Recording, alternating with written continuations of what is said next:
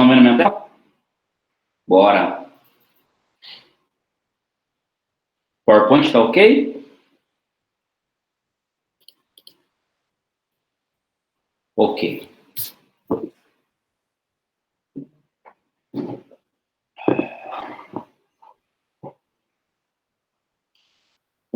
Bom. Deixa eu dar um recadinho para vocês, gente. Eu tô um pouco preocupado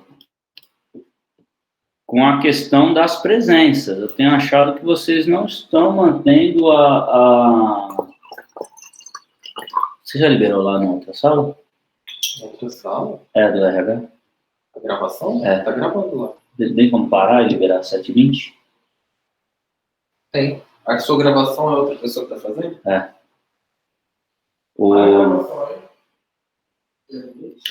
Bom, peraí que a gente tá controlando as duas salas aqui. Eu tô preocupado, pessoal, com a frequência de vocês. Essa turma aqui tem oscilado um pouco com a questão da presença e a gente está se aproximando das atividades de prova.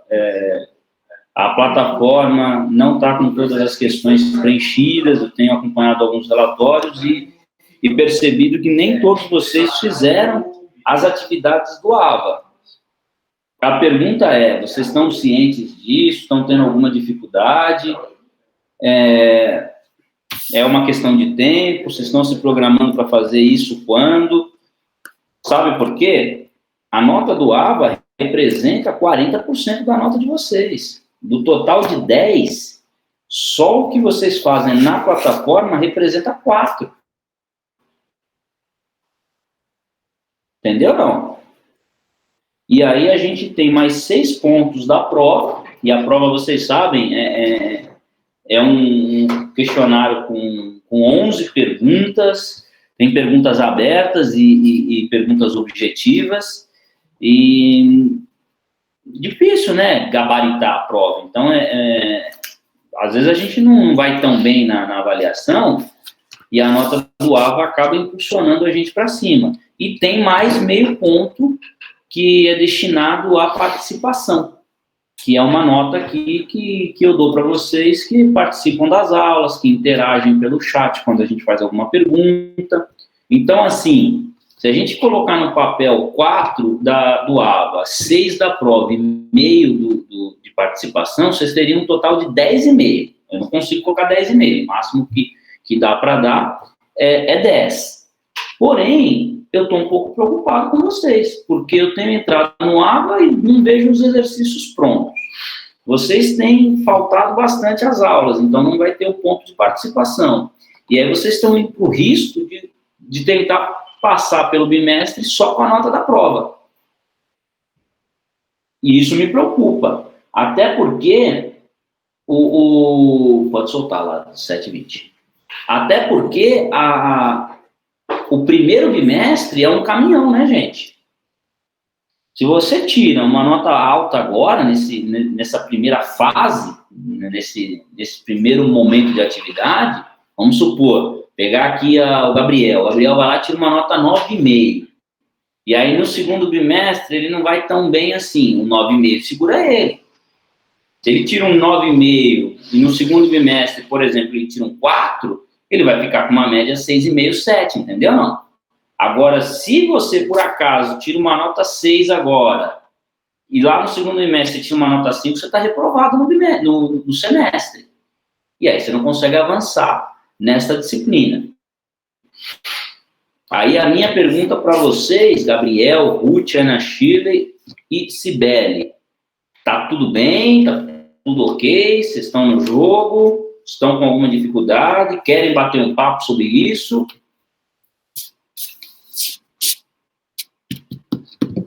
Ou tá tudo sob controle? E aí?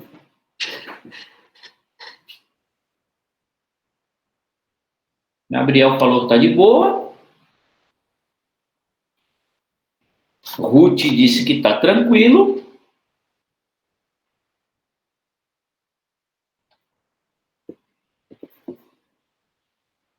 Falta a Cibele e a Ana Shirley.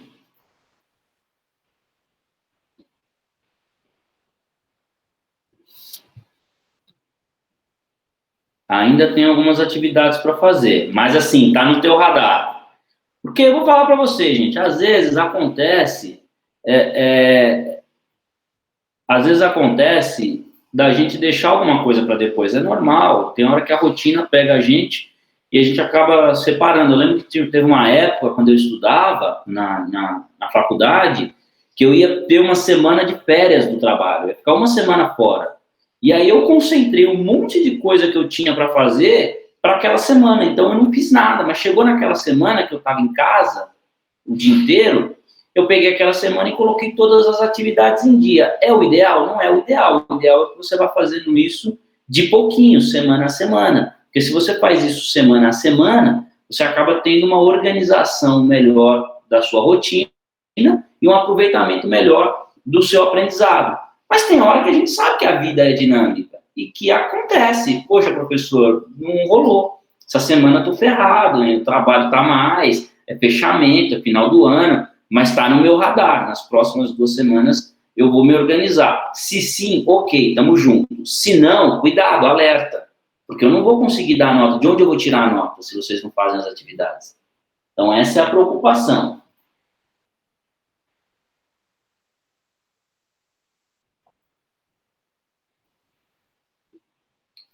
Ó, Sibeli, eu tento sempre pôr em ordem na plataforma, mas se tiver faltando algo, por favor, me avise, professor. Beleza, Si. Eu não estou lembrado de cabeça agora se você está devendo alguma coisa, mas eu vou olhar. E se você tiver, eu te chamo no WhatsApp, lá no privado, e te dou um alô, para você poder colocar em ordem. Mas eu estou dando um recado mais genérico, porque eu olhei o resultado do grupo. E o resultado do grupo me assustou um pouco. Mas, assim, o seu, especificamente, eu não saberia dizer.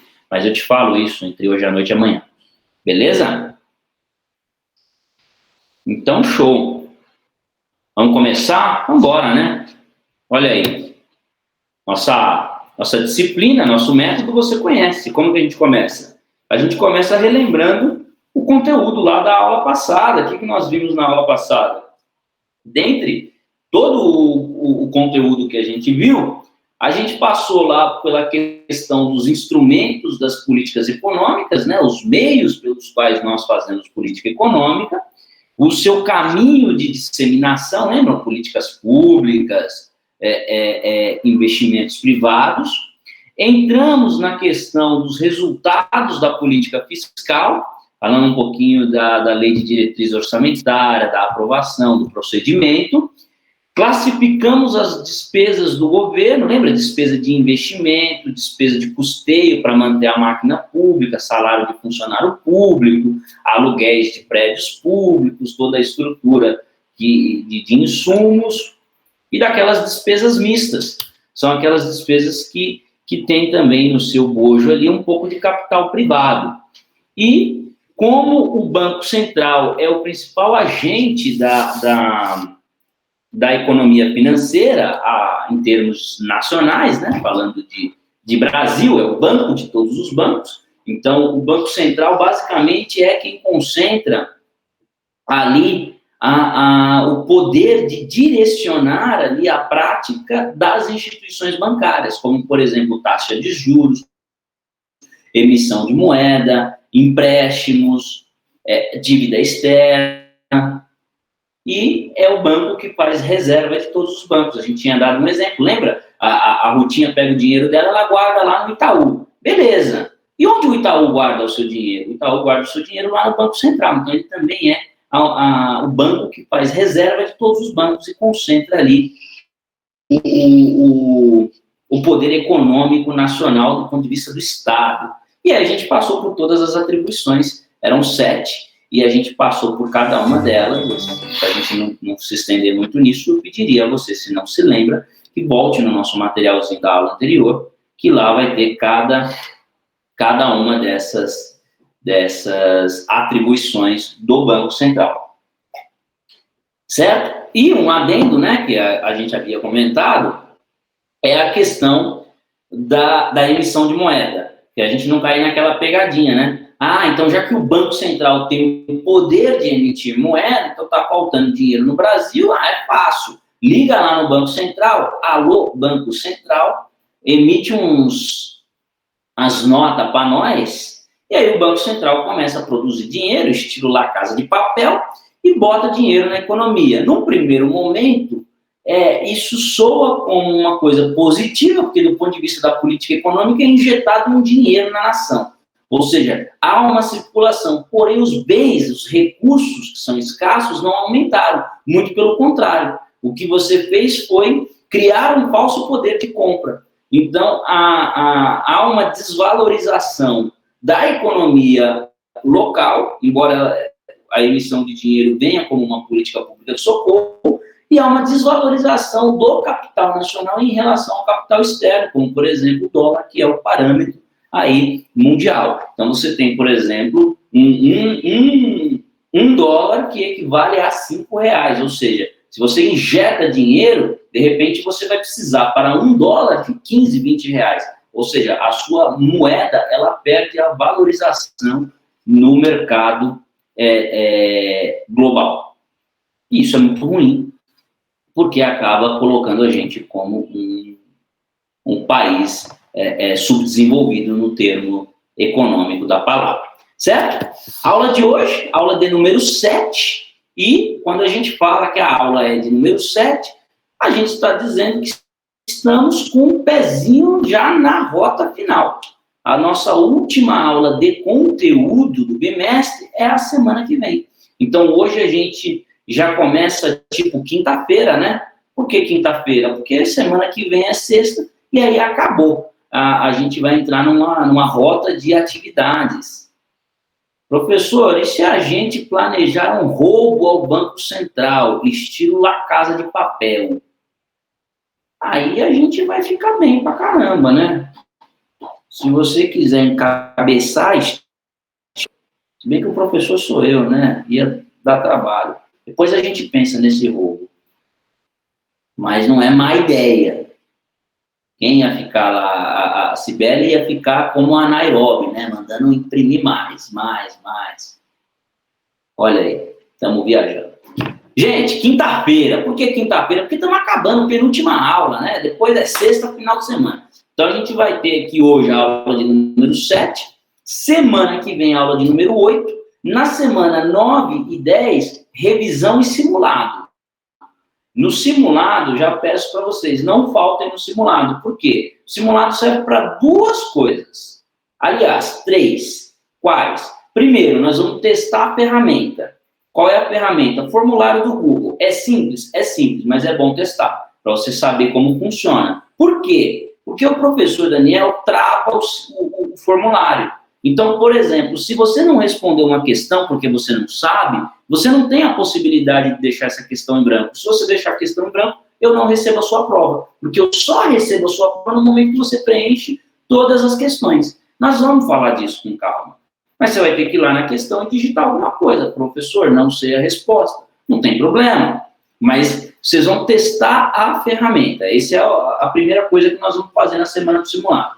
Segundo, vocês vão conhecer o meu método de aplicar a prova. Então, vocês vão ver o estilo de questão que eu coloco, a minha maneira de formular as perguntas, que é muito coerente com a prova que eu vou dar na semana seguinte.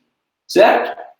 E, claro, o simulado é mais uma maneira de você estudar, porque, afinal, você está ali também respondendo as perguntas,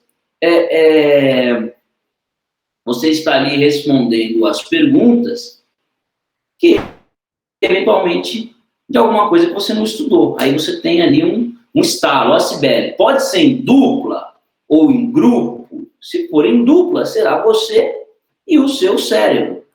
Ou, se você for religiosa, você pode fazer com Deus. Se for em grupo, será você e os anjos que lhe acompanharão durante a minha prova, que é extremamente difícil. Aí, ó, Ana Chile já conhece minha prova, Ruth já conhece minha prova. É difícil, Ruth? É muito difícil. É uma prova quase impossível de ser realizada. Então, cuidado! E aí, gente, na semana de número 10, a gente finalmente faz a prova, valendo um total de 6 pontos. Olha a Rutinha aí, disse, é de boa. Então, esse semestre eu posso pegar pesado, né, Ruth? Já que tá fácil, vamos puxar a rédea? Ou não? Mantém. Aí não, né, professor?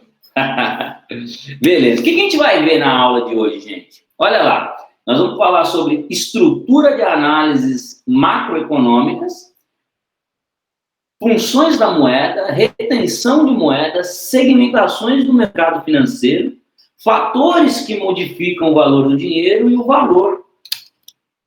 Aqui está errado. Valor relativo dos ativos. Certo?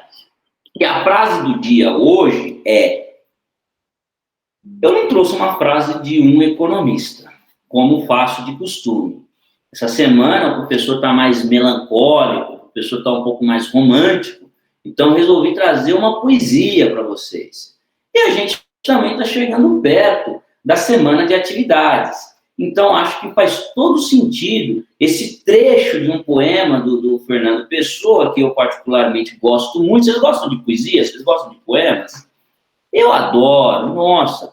Sempre que eu posso, antes de dormir, eu faço a leitura de alguns poemas, de algumas poesias. Gosto muito. Principalmente poesias espanholas. Acho fenomenais, aquece o nosso coração. Agir, eis a inteligência verdadeira. Serei o que quiser, mas tenho que querer o que for. O êxito está em ter êxito, e não em ter condições de êxito. Condições de palácio tem qualquer terra larga, mas onde estará o palácio se não o fizerem ali? Olha que mensagem bonita, olha que mensagem que nos estimula a ação, né? O Fernando Pessoa está dizendo o que para nós aqui? Ó, agir é a verdadeira inteligência. Porque muitas vezes a gente fica planejando.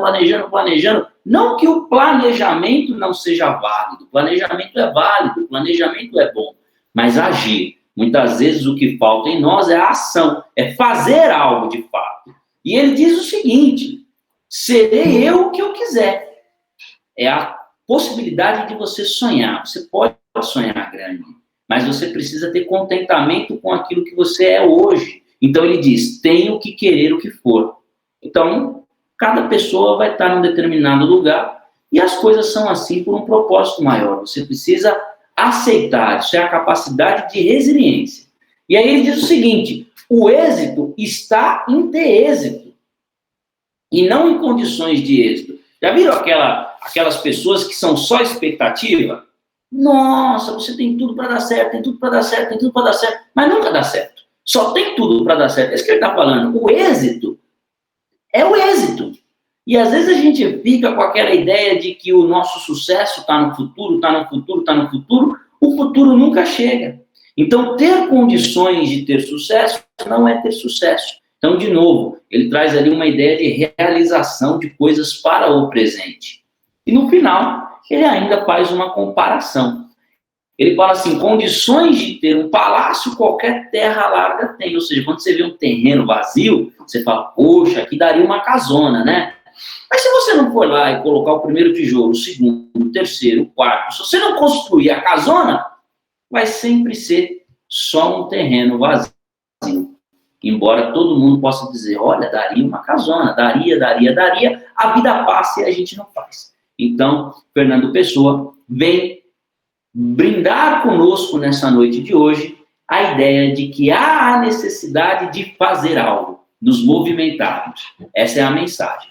Legal? Gostaram? Um pouco diferente, né? Geralmente a gente traz uma coisa mais técnica, uma mensagem mais voltada para a economia, mas essa semana o professor está romântico, o professor está melancólico, resolveu trazer poesia para vocês. E a gente vai enriquecendo a nossa cultura, a gente vai agregando novas formas de pensar, novos conteúdos. Professor, chega de lero-lero e vai para a aula. Está apaixonado, professor? tô apaixonado, só tô feliz. Tô mais... Ó, o Dudu tá aqui, na minha frente, dizendo que eu tô com frescura. É uma semana boa, semana que com energia, sabe? Segunda-feira que você fala, essa semana tudo vai dar certo. E mesmo que as coisinhas vão dando errado, você vai ignorando.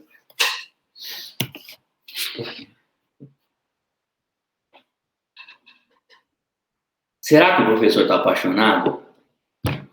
Ah, eu acho que eu estou apaixonado, Sibeli. Ah, meu Deus do céu, será? Não sei. Vamos lá. O amor está no ar. Estrutura de análises macroeconômicas. Do que nós vamos falar? A estrutura de análise macroeconômica é dividida em duas partes. Nós vamos falar de uma parte real da economia e uma parte monetária da economia. Quando a gente fala, gente, de estrutura macroeconômica, nós estamos falando aqui chegou aqui, né? Nós estamos falando aqui de dois tipos de cenário. Existe uma parte na economia que a gente vai chamar de parte real. Qual que é a parte real? Vocês acham que é essa daqui, que tem uma moça segurando dinheiro? Ou você acha que essa segunda aqui, que tem uma turma fazendo compras no supermercado? E aí, o que vocês estão achando?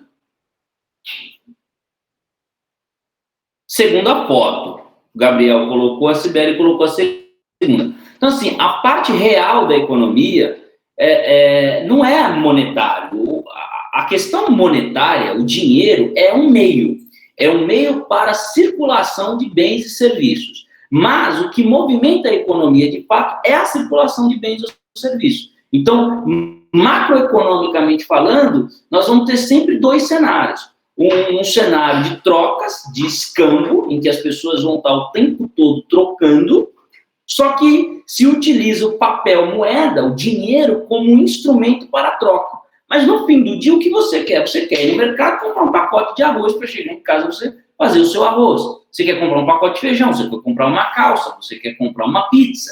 Ou seja, a economia real é aquela em que há circulação de bens e serviços. A economia monetária é aquela que é medida pelo valor do papel moeda. Então, nós vamos falar dos dois cenários de economia ao decorrer da nossa aula de hoje.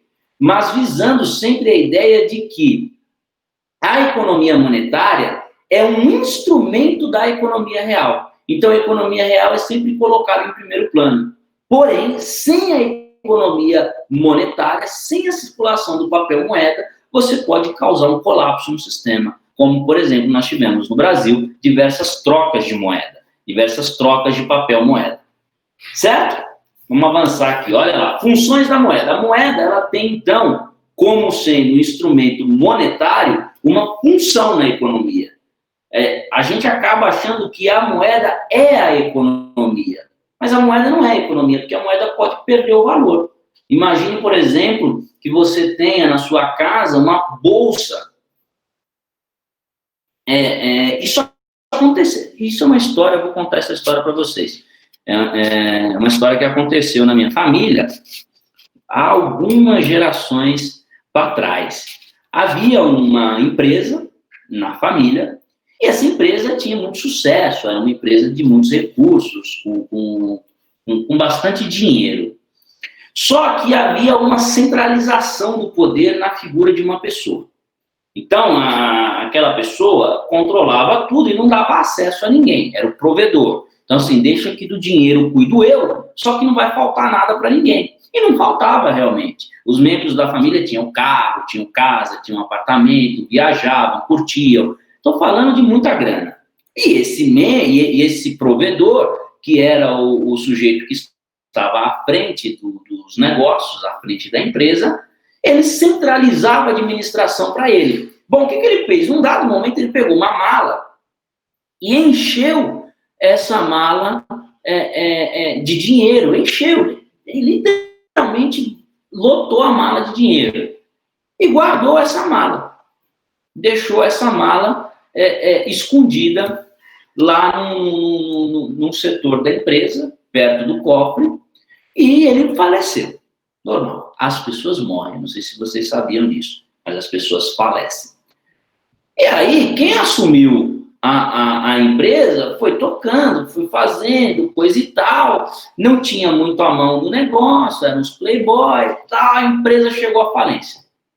Beleza, isso levou muitos anos para a empresa falir, porque era uma empresa muito rica. Bom, o que acontece? Num dado momento, na hora de esvaziar, depois que a empresa já tinha falido, depois que os recursos tinham acabado, foram levando as coisas, acharam uma mala, a tal da bendita mala. E quando abriram a mala estava lotada de dinheiro, era muito dinheiro.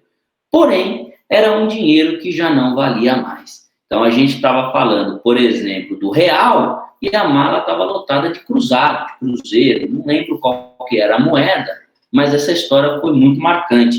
E acharam também uma bolsinha, e essa bolsinha tinha um pacote de dólar, e o dólar estava valendo, né? Porque o dólar é uma moeda muito antiga. E aí ainda brincar, poxa, nem para deixar a mala cheia de dólar, se tivesse deixado, estava todo mundo milionário. Deixou a mala com os cruzados. Então, sendo a moeda do real, o cruzado já não valia mais. Então, por que eu estou dizendo isso para vocês? A moeda, na verdade, não é a riqueza. É um instrumento da riqueza. É o meio. Então, às vezes, a gente não pode se basear também na economia monetária como sendo o centro das atenções. Porque o centro das atenções é a economia real. Porque se você modifica o papel moeda, tudo aquilo que você tem acaba perdendo valor da noite para o dia. Certo? Olha lá a definiçãozinha que nós trouxemos para vocês. Moeda é um instrumento aceito pela coletividade para intermediar as transações econômicas de bens ou serviços. Então, para que a moeda tenha valor, a gente tem que concordar. Esse é o primeiro ponto. A gente chegou e falou o quê? Estamos todo mundo de acordo com a ideia da moeda. Beleza? Ó, R$1 é R$1. Ah, então tudo bem, todo mundo concorda. Beleza. Esta aceitação é garantida por lei. Então, a gente tem um uso da moeda forçado, é um uso obrigatório. Você não pode chegar na sua casa, pegar um papel, desenhar lá uma cédula, falar que ela vale R$1.000 e transacionar no mercado. Não, você tem que usar a moeda oficial, que é aquela garantida por lei, certo? Que seguirá os parâmetros. Quem é que vai criar a moeda? Banco Central. Quem é que vai oficializar a moeda? O governo legislativo, certo? E as funções da moeda no sistema econômico são instrumento ou meio de troca. Então, de novo, para que você tenha acesso a uma economia real, você precisa de um meio, você precisa de um instrumento. A moeda é o instrumento, a moeda é o meio. Eu quero comprar um bolo. Beleza, eu pego a minha moeda, que é o meu papel monetário, vou até a padaria e entrego. Então, ao fazer isso, eu estou dando um instrumento para ter acesso à economia real, que é o bolo. O bolo é real, a moeda não.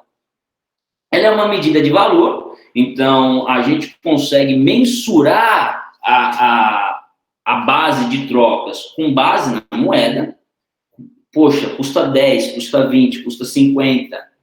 Quando a gente é criança, isso é muito difícil, né? Porque a gente tem a ideia que o valor está intimamente relacionado à quantidade. Por exemplo, eu lembro uma época, quando eu era guri, bem pequeno mesmo, e meu pai me deu ali uma nota de R$50. E eu fiquei muito frustrado com aquilo. Fiquei bastante chateado. Aí eu peguei aquela nota de R$50, eu fui, não lembro se era uma lotérica, se era uma loja, não lembro. Eu sei que eu fui em algum lugar e pedi para trocar aqueles R$50 por um monte de nota de 2. Aí eu voltei com um bolão assim de dinheiro. Nossa, como eu fiquei feliz. Ali eu estava rico. Com a nota de R$50, eu estava me sentindo pobrinho. Com um monte de nota de 2, eu já estava me sentindo ali o rei do pedaço. Mas, isso para dizer que muitas vezes a gente tem uma ideia equivocada, né, de que quantidade é diferente de valor. Por isso que a moeda tem como função também estipular o valor, ou seja, a gente faz um acordo.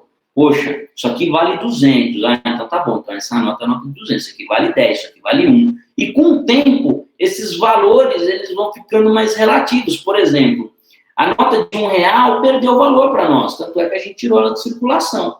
Por outro lado, se viu a necessidade de ter transações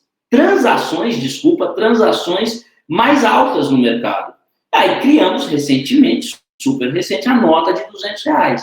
Ou seja, isso era uma coisa que não havia. Então, os valores também são relativos ao momento e ao modelo de troca que nós temos. Você percebe que está acontecendo no mercado transações de alto valor, faz sentido ter uma nota de alto valor como uma nota de R$200. Numa economia mais robusta, uma coisa mais simples, de bens menores, como, por exemplo, você comprar ali insumos numa feira livre, não faz tanto sentido você trabalhar com conceitos tão altos de valores. Mas isso também é uma coisa pré-ordenada. E, por fim, a reserva de valor. Porque o acesso à economia real tem uma questão aqui que é importante para nós. Você não acessa a economia real no todo. Professor, me dá um exemplo. Vou te dar um exemplo, sim, um exemplo muito simples. Imagine que você precise comer, você precisa se alimentar. Beleza, para que você possa se alimentar, você sente vontade ali de comprar o arroz, o feijão e uma guarnição, que essa guarnição seja frango. Certo? Você não pode ir lá no mercado e comprar 50 caixas de frango, porque você não tem onde guardar 50 caixas de frango. Onde você vai colocar tanto frango na sua casa? Você não tem como fazer isso. Então, o que você faz? Você vai comprando aos poucos e vai acessando a economia local aos poucos. A economia real vai se introduzindo na sua vida de uma maneira paulatina, de uma maneira gradual. E como que você se garante no longo prazo? Fazendo o que a gente chama de reserva de valor. Então, assim, eu preciso me alimentar 12 meses por ano. Ok, eu não faço uma despensa de 12 meses. Eu faço uma despensa mensal e a diferença eu faço uma reserva. Ou seja, eu pego aquele dinheiro e guardo no banco. Então, a moeda serve também como reserva de valor para que você acesse a economia real de maneira progressiva.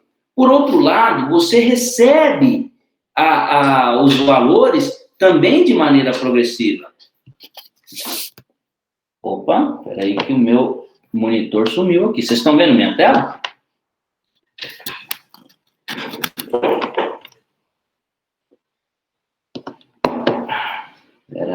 Peraí.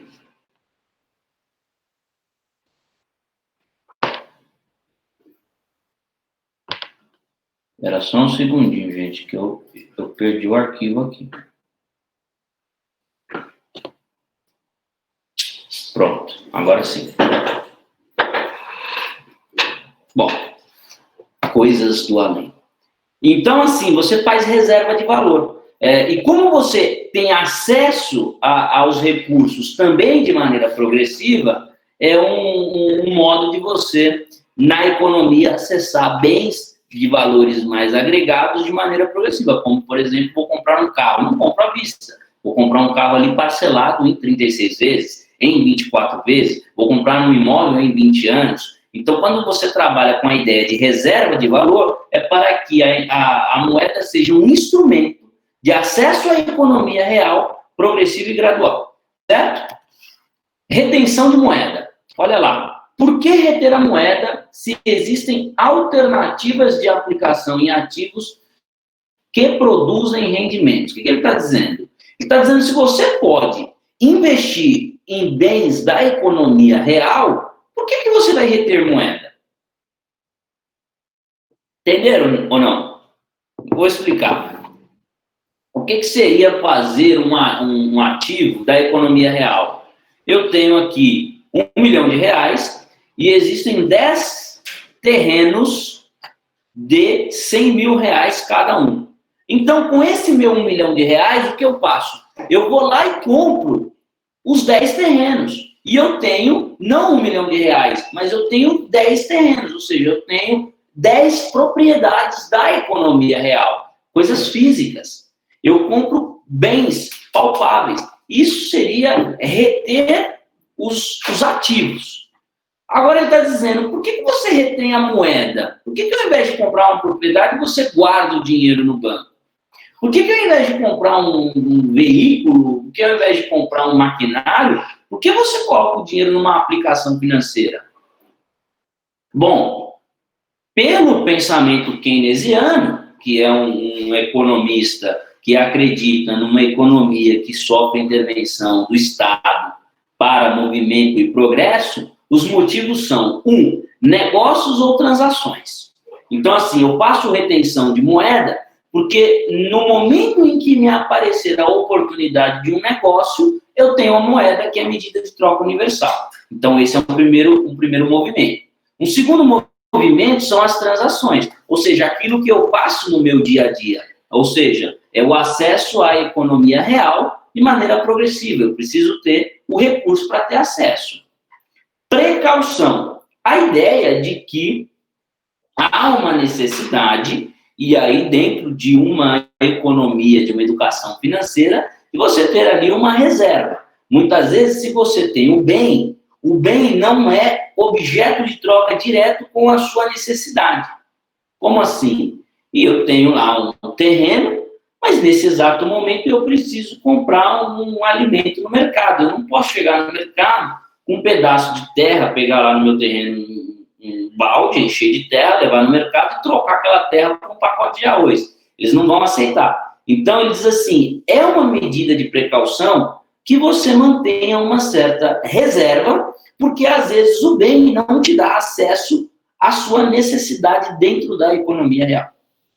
E, por fim, questões de especulação. Aqui a gente já entra direto no mercado de capitais, porque se você tem o ativo, você consegue fazer especulação dentro de cenários empresariais, como, por exemplo, uma empresa que desenvolve uma nova tecnologia e eu, como investidor, vou lá e faço um aporte nessa empresa. Então, essa empresa movimenta o mercado por conta desse aporte e há ali um movimento especulativo de alta e baixa que vai fazer com que os ativos das pessoas que têm investimento nesta conta corrente, né, que seria, por exemplo, uma bolsa de valores, acabem tendo uma oscilação de mercado. Dentro dessa oscilação, pessoas ganham, pessoas perdem. Ou seja, você tem ali também o giro do modelo econômico acionário. Então, o papel moeda, quando você faz retenção dele, ele funciona também como meio especulativo. Certo? Segmentações, olha aí, segmentações do mercado financeiro. O sistema financeiro aparece como um indicador do desenvolvimento econômico do país. Até aqui nada de novo, né? Porque a gente já viu muitas vezes a ideia ali do PIB como uma unidade de medida do progresso de uma nação, que é o produto interno bruto, lembra? A soma de todos os recursos que tem num Estado, a soma de todos os recursos que tem numa nação, que são indicados ali para medir o grau de riqueza de uma pessoa no sentido de uma nação, né? Esse modelo é feito de duas maneiras. Você faz uma análise per capita, né? Você vê cabeça a cabeça, e depois você faz uma distribuição social. Ou seja, você vê ali, por exemplo, na família da Ruth, nós temos 4 pessoas. Só que das 4 pessoas, só a Ruth trabalha, e ela ganha 20 mil. Então, tudo bem. Qual é o valor per capita? Você vai pegar esse recurso e dividir entre os demais. Já na família do Gabriel, é diferente. O Gabriel é sozinho, mas ele ganha, por exemplo, 7. Então, numa análise comparada, ele ganhando menos, porque a Ruth está melhor do que ela. Porque não houve essa distribuição per capita, porque ele tem menos... ele tem menos pessoas ali para fazer a divisão do bem e do ativo. Certo? Ele tem menos pessoas ali para fazer a divisão. Bom, o que eu estou querendo dizer em relação a isso? Que você vai fazer a soma de todos esses valores e isso vai medir o grau de riqueza de uma nação. E o modelo financeiro... Opa, meu telefone está tocando aqui, mas eu não posso atender. E o modelo financeiro é o que vai ser um indicador de sucesso ou não para uma nação. Olha lá. O mercado financeiro brasileiro é dividido em várias secções. Aí aqui nós vamos entrar nos segmentos que nós temos dentro do mercado financeiro. Primeiro, mercado monetário. No mercado monetário, a gente vai avaliar sempre o quê? A gente vai avaliar o peso da moeda. Nós vamos avaliar o valor da moeda em relação ao ambiente externo. O valor da moeda comparada ao capital estrangeiro. Então, isso é uma análise feita, sobretudo, pelo Banco Central, levando em consideração a economia local com a economia global. E essa análise é sempre uma análise de curto prazo. Por quê? Porque você tem muita oscilação. Então, por exemplo, você sofre lá um investimento brutal no país. Imagine que uma empresa nacional passa um processo de IPO. Vocês sabem o que significa um IPO?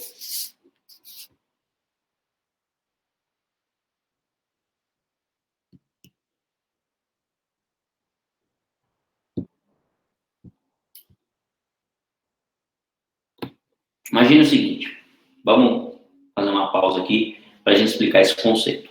O modelo, imagine que você tem uma empresa, mais fácil, você tem uma empresa, e essa empresa pertence ao Lucas Gabriel e à Cibele, beleza? Aí o Lucas tem 50% da empresa, a Cibele tem mais 50%. Cada um deles investiu 100 mil na empresa, então é uma empresa que está avaliada em 200 mil reais. São 2 sócios, cada sócio colocou 100 mil reais de investimento, beleza? Aí essa empresa vai, Brigadeiro Infeliz, concorrência da Ruth. Olha lá, montaram o Brigadeiro Infeliz, cada qual com 100 mil de investimento. O que acontece? Essa empresa vai crescendo, vai criando funcionário, vai ganhando dinheiro, vai fazendo reserva. Ela ganha muito mais dinheiro do que ela gasta. Num dado momento, quando você olha para a conta bancária dessa empresa, ela tem 100 milhões na conta bancária. O Gabriel está muito bem, a Cibele está muito bem. O Lucas Gabriel está muito bem, a Cibele está muito bem. Eles estão ricos, a empresa tem muito dinheiro. E aí, eu começo a querer, poxa, essa empresa é bacana, eu quero investir nessa empresa também, eu quero botar meu dinheiro nela para fazer render, porque eles colocaram o dinheiro deles, rendeu e eles estão ricos, eu também quero ficar. E aí a empresa vai fazer um processo que a gente chama de abertura de capital. Ela passa por uma série de análises, requisitos, ela tem que ter requisito de faturamento, ela tem que ter requisito de composição societária, ela tem que ter conselho, ela tem que ter adequação, ela tem que ter plano de carreira, hierarquia. Ela tem uma série de coisas que é um quadrinho de checklist que ela vai passar. Onde está esse checklist, professor? Lá na lei das sociedades anônimas. Você vai ter que chamar um advogado para poder explicar para você quais são os requisitos. E aí, essa empresa, cumprindo todos esses requisitos, o que ela vai fazer? Ela vai abrir o seu capital. O capital da empresa hoje é um capital fechado. Fechado para quem? Para o Lucas Gabriel e para a Cibele. Então, eles têm acesso ao capital fechado da empresa. Eles tomam as decisões da empresa. Agora não, agora eles vão passar a abrir o capital. Então, a participação do Lucas, por exemplo, que era uma participação de 50%, vai se reduzir a 5%. O capital da Cibele, que era, por exemplo, 50%, vai passar a ser agora 5%. Aí, os dois juntos terão 10% da empresa. Só que os 5% dele continua valendo os 100 milhões. Aliás, 50 milhões. E os 5% da Cibele continua valendo os 50 milhões, que dá os 100 milhões que a empresa tem de valor. Ok. Eles reduziram o capital, só que aumentaram o valor. Tudo bem. E os outros 90%, o que acontece? Os outros 90% eles abrem. Quando eles abrem, significa que qualquer pessoa pode passar a ser sócia dessa empresa. Como que eu viro sócio da empresa Brigadeiro Infeliz? Eu abro uma conta numa corretora, com essa conta numa corretora eu transfiro dinheiro para ela, vou lá na Bolsa de Valores, acho a empresa Brigadeiro Infeliz, vejo quanto custa a ação da empresa. Uma ação, de um total de muitas, tem um valor, por exemplo, de R$17. E aí eu pego 170 mil e compro de ações que valem R$17. Por outro lado, o Gabriel Magalhães, ele vai lá e faz o seguinte: eu quero botar 1 milhão nessa empresa. Então ele vai lá e compra 1 milhão de ações. E esse dinheiro vai entrando para a empresa. E no momento que esse dinheiro vai entrando para a empresa, ele não é mais do Lucas Gabriel e da Cibele. Porque agora ele é de todo mundo que quer comprar ações. Porém, eles estão ligados à administração da empresa. Então, eles recebem esse recurso, transformam esse recurso em operação, a empresa vai rodando, a empresa vai faturando, e quando você olha para o caixa da empresa, ela não tem mais 100 milhões, ela tem 1 bilhão. E a empresa vai valorizando, a ação vai subindo. No momento em que a ação vai subindo, vamos supor que essa ação chegue a R$34.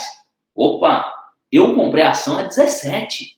Se eu vou vender essa ação a 34, eu estou ganhando o dobro. Espera aí. Olha que interessante. Eu comprei lá ações, vamos supor, por 150 mil. Eu comprei 150 mil de ações a 17. Vendi as mesmas ações a 34. Quanto está voltando para o meu bolso? R$300 mil. Desconta os 150 que eu coloquei, eu tenho um total de resultado de 150 mil. Ou seja, eu fiz uma manobra de bolsa, esperei a ação valorizar, mas a empresa recebeu investimento, o investimento virou ativo, o ativo virou operação, a operação virou mercado, e o mercado devolveu isso em forma de lucro. Lembra? O lucro é o resultado de um fator de produção. Capital humano, tecnológico, terra e trabalho. Estamos dentro da brincadeira. E aí a empresa começa a ter os seus altos e baixos. Como pode acontecer, por exemplo, de eu comprar a ação a R$20 e vender a ação a 17. A ação caiu. Tudo bem, eu perdi dinheiro nessa operação. Só que quem comprou a 17, se a ação voltar para 20 e ele vende a 20, ele comprou a 17, vendeu a 20, ele ganhou 3 vezes quantas ações ele comprou. Quem trabalha com bolsa não trabalha com pouca ação.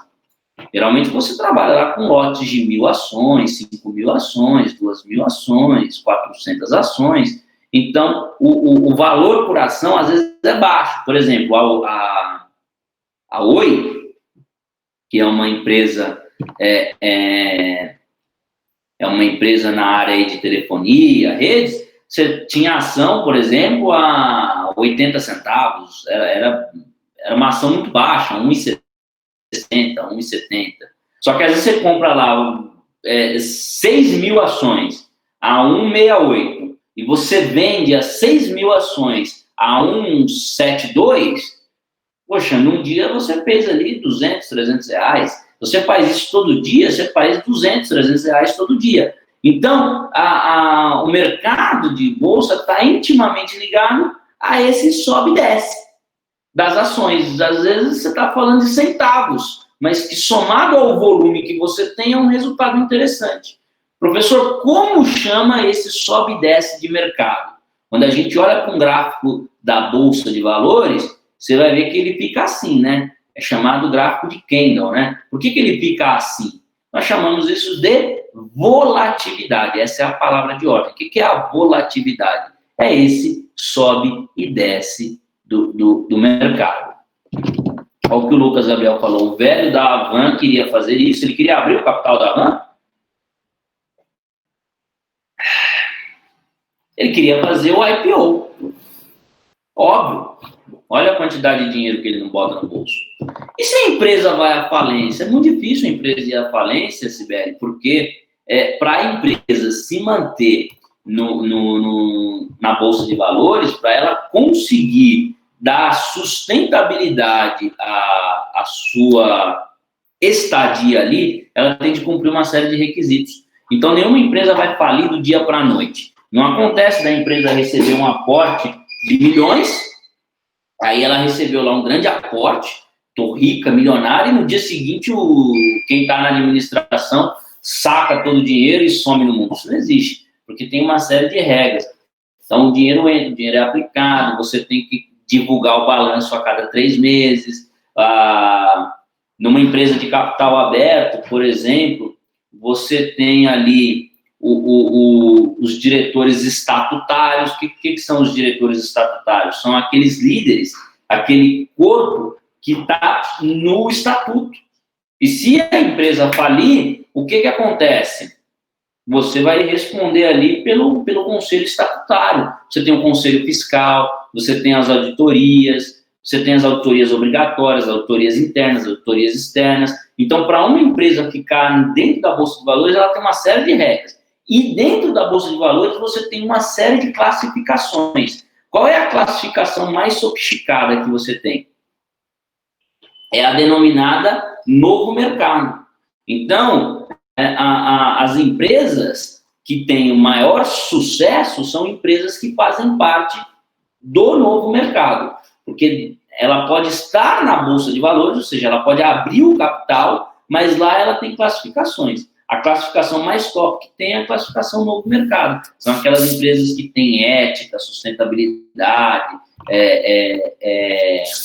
são empresas que têm compromissos nacionais, compromissos globais, envolvidas em políticas públicas, em políticas sociais. São empresas que promovem ali inclusão, tem meta de retenção funcional. O que é uma meta de retenção funcional? A empresa tem 10 mil funcionários.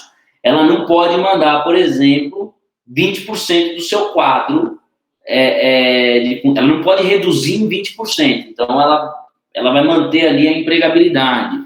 Enfim, é uma série de questões para uma empresa se manter no novo mercado. Qual é a vantagem de estar no novo mercado? A ação vale mais, né? A ação vale lá em cima. Eu trabalhei numa empresa de capital aberto que estava no novo mercado. Era uma empresa que tinha lá 8 mil funcionários. Trabalhei lá por 4 anos e meio e estava a empresa estava no novo mercado. Chama Ânima Educação, uma empresa na área de educação, dona de inúmeras faculdades, escolas, empresa do setor educacional. E eu fiquei lá por 4 anos e meio. Até hoje eu trabalho, faço algumas coisinhas para eles, mas é uma empresa de capital aberto que está no novo mercado. E durante um tempo da minha vida, eu inclusive tive algumas ações da Ânima. Eu ia lá transacionar também na Bolsa de Valores, né? Coitado do professor pobrinho, tinha pouquinha ação. Mas eu ficava lá transacionando, né? Fazia as minhas especulações. Isso está relacionado ao mercado monetário, né? Nós estamos falando de análises de curto prazo. Tira férias para o resto da vida com dinheiro. O Lucas Gabriel está falando dos caras que embolsaram dinheiro, no meu exemplo, né? Não dá para ser assim. É porque esse dinheiro é preso, né? Você não consegue dar vazão. Bom, mercado de crédito. O que é o mercado de crédito? O mercado de crédito aqui ele está intimamente ligado à questão dos financiamentos. A ideia que tem acesso à possibilidade de realização. Por exemplo, quando você vai pegar um dinheiro lá no Bradesco, no Itaú, você vai pegar lá no Santander, eles vão te dar uma condição de pagamento. Essa condição de pagamento é o quê? É a taxa de juros. E, via de regra, essa taxa de juros é uma taxa um pouco mais alta, que, às vezes, na maioria das vezes, inviabiliza o seu investimento. Por quê? O retorno que você teria financeiro, medindo o EBITDA, né, o resultado de margem operacional da tua empresa, acaba sendo quase que equivalente ao que você vai pagar de juros para o banco ao receber esse empréstimo. Então, o que é feito aqui nesse cenário? É feito o financiamento via BNDES, que é acesso a um dinheiro público, ou seja, o governo, detentor de muito dinheiro, o Banco Central, que é reserva de todos os bancos, ele tem uma graninha lá, que consideremos é uma baita de uma graninha. Aí eu chego para você e falo assim, se você tiver uma puta ideia e a sua ideia passar no meu critério, eu te empresto dinheiro para executar a sua ideia com juros bem baixinhos. Então seria mais ou menos assim, você vai lá no Itaú, pega 3 milhões, na verdade o número não seria esse, você pega lá 100 milhões de reais no Itaú. Quando você for devolver esse dinheiro para o Itaú, você vai devolver não 100 milhões, mas você vai devolver 130 milhões. Então nós estamos falando de 30 milhões aqui, só de juros, só de taxas que o Itaú está te cobrando para poder te emprestar esse dinheiro. No sistema BNDES, você vai pegar os mesmos 100 milhões, só que ao invés de devolver 130, você vai devolver 105. Opa, eu estou falando de 25 milhões a menos.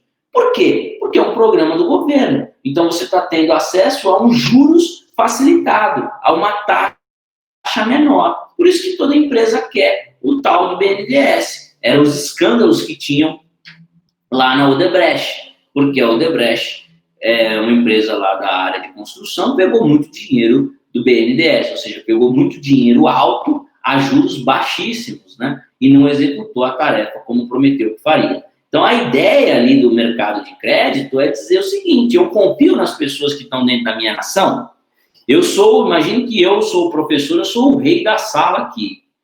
Eu sou o rei da sala.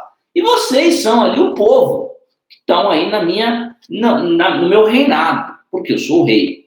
Eu confio em vocês a ponto de pegar a minha riqueza, colocar na mão de vocês a um juros baixinho para você me devolver depois? Se sim, ok, BNDES. Se não, você vai ter que pedir dinheiro para outro, e o outro até te empresta, mas ele vai te exigir uma devolução muito maior, porque quanto maior o risco, maior o ganho. Certo? Se não, talvez ou mais ou menos.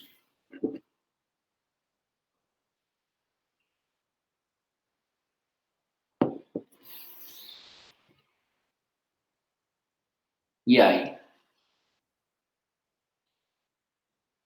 Certo. Mercado de capitais, né? A gente acabou entrando um pouco no mercado de capitais, né? São os títulos de curto e longo prazo, respectivamente, de papéis comerciais e debêntures. Professor, o que é debênture? Que nome feio. Outros dirão, que nome bonito. Quando tiver uma filha, vou chamar ela de debênture. Debênture, vem almoçar. Acho que combina. E aí, Lucas? Se você tiver uma filha, que tal? Debênture. Debênture, gente, nada mais é do que um tipo de ação. Um tipo de ação. Quando você vai para a Bolsa de Valores, você tem vários tipos de ações. Uma delas são as ações em debênture. São ações de títulos curtos e de longo prazo. Então, o que é um título curto? A debênture ela tem um valor sempre pequeno. Só que não é um tipo de ação para você movimentar no dia a dia. Melhor chamar de Maria. Não é um tipo de ação para você movimentar no dia a dia. Não é ação que você compra e vende. É uma ação que você compra, porque ela nem está na Bolsa de Valores. Ela é do mercado financeiro, é um título. Você compra lá uma debênture e deixa. Você vai colher o resultado dela 1 ano, 2 anos, 3 anos depois. Quando você fala em colher um resultado 3 anos depois, você está falando de um resultado de curto prazo. Porque o resultado de longo prazo para uma debênture são 15 anos. Nossa, professor, é muito tempo. Sim, são investimentos de longo prazo. Não são investimentos especulativos, são investimentos mais sólidos. E aí, quando você vai fazer uma análise de investimento, eles vão perguntar, você é conservador? Você é acirrado? Você é agressivo? Qual é o tipo de investidor que você é? Ah, eu sou um investidor conservador. Vai numa debênture. Porque você coloca o dinheiro, demora para tirar, mas o resultado é garantido. Ah, não, eu sou extremamente agressivo. Vai para a Bolsa de Valores. Você coloca, você pode dobrar ele hoje, mas você pode perder tudo também. Opa! Dá até uma dor no coração, dá até uma pontada no coração. Mas é o tipo de investidor que você é. Não, eu sou um investidor moderado. Se eu sou um investidor moderado, eu vou fazer ali uma aplicação em ações de curto prazo, longo prazo. No geral, a recomendação é a mesma para todo mundo. Pulveriza. Você tem 100 mil, não bota 100 mil na mesma galinha, porque a galinha dos ovos de ouro pode perder os ovos de ouro, pode morrer. Então, você faz ali um fundo multimercado. Você põe um pouco na bolsa, você põe um pouco no título de curto prazo, um pouco no título de longo prazo. Você vai fazendo uma composição. Porém, pelo seu perfil, você vai ter uma preferência. E aí a sua preferência é onde vai concentrar o seu maior valor de investimento. No caso do conservador, são nos títulos de longo prazo. No caso dos agressivos, são aquelas ações mais imediatas. Geralmente a gente encaminha o cara para brincar na bolsa. Mercado cambial, compra e venda de moeda estrangeira. Aqui é aquela coisa, né? Quando a gente vai viajar, a gente fica triste pra caramba. E quando a gente volta, às vezes a gente fica feliz. Porque o nosso dinheiro vale mais ou vale menos, a depender da época e do lugar que a gente vai. Eu me lembro, gente, que eu fiz uma viagem, olha que coisa interessante, para vocês terem uma ideia do que é o mercado cambial. Eu fiz uma viagem para o Peru. Que ano foi isso? Acho que foi em 2017. Foi 2017. Eu fiz uma viagem para o Peru, eu tinha muita vontade de conhecer ali a Sétima Maravilha, né? Machu Picchu, fazer aquelas trilhas, enfim. Aí eu fui para lá. Fui eu e minha irmã. E, bom, a gente chegou, em primeiro lugar que a gente chegou em Lima, né? Saímos do Brasil, fomos para Lima, Lima, capital do Peru. Quando a gente chegou lá, a gente foi numa casa de câmbio, trocamos ali o nosso real por sole, que é a moeda dos caras, e a gente ficou ali, na época, era quase a mesma coisa, tipo assim, a nossa moeda valia mais, mas era pouquinha coisa.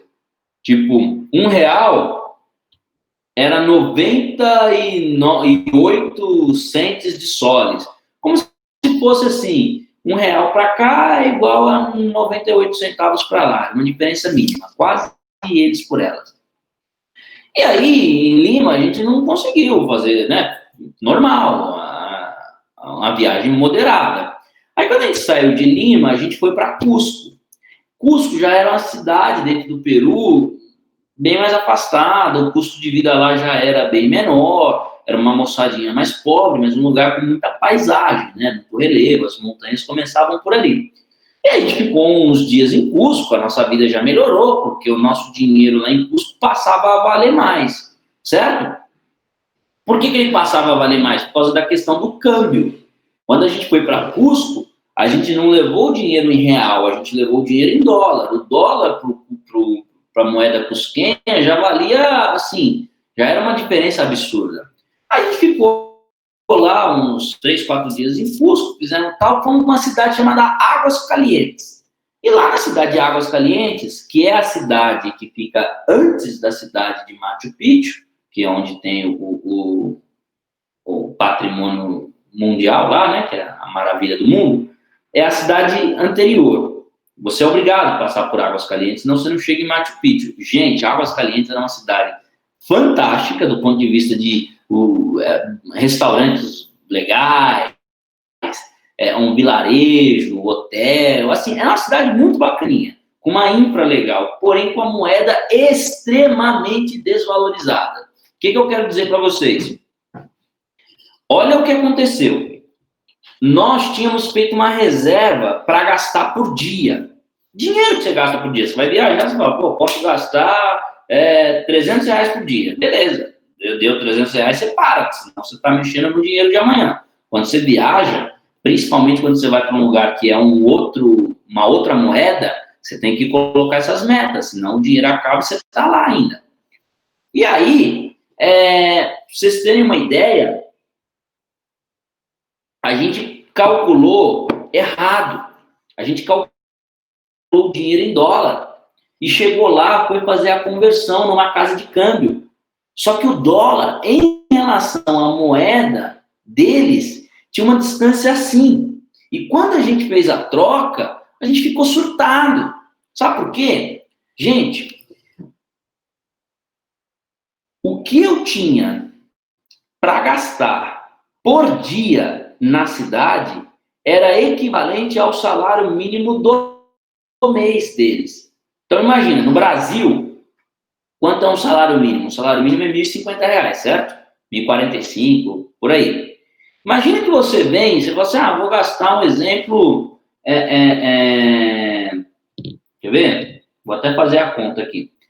Você tem aqui 1.045, divide 5. Você chega assim e fala, olha, eu tenho aqui para gastar. Você vem para o Brasil, você não é brasileiro, você vem para o Brasil, você fala assim, eu estou levando para gastar no Brasil $200 por dia. Na sua cabeça, os $200 que você tem para gastar por dia, você está pensando na sua moeda, igual a gente. Quando você fala 200, você pensa R$200. Você não tem ideia, muitas vezes, não é natural a ideia de câmbio para você. Só é natural a ideia da sua moeda nacional. Então você pensa, eu tenho $200, porque você está mexendo com o dólar. Você fala, eu tenho R$200. Só que quando você chega aqui no Brasil, que você vai trocar os $200, eles te dão R$1.045. E você passa a ter, por dia para gastar, o equivalente do que a média dos brasileiros ganham por mês. Então, saca só que loucura. O cara passa o mês inteiro com R$1.045, ele sustenta a família dele com R$1.045 e você tem R$1.045 para gastar por dia, durante 3, 4 dias. Ou seja, você vai viver muito bem, você vai comer no restaurante que você quer, você vai dormir no hotel que você quer, porque você está ali muito acima da média. Eu passei por essa experiência sem saber. Fiz a conta em dólar, quando eu cheguei lá, dava 800 soles, que era o salário mínimo do mês. Então a gente passou, nossa, foi legal pra caramba. Da mesma maneira que isso acontece, às vezes acontece inversamente proporcional.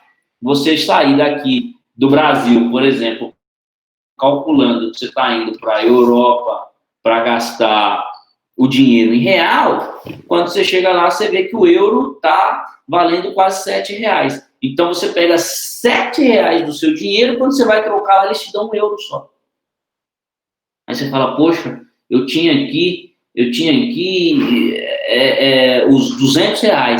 Se você fizer os 200 dividido por 7, na verdade você tem €30. Você sai com 200, chega lá, 200 vira 30.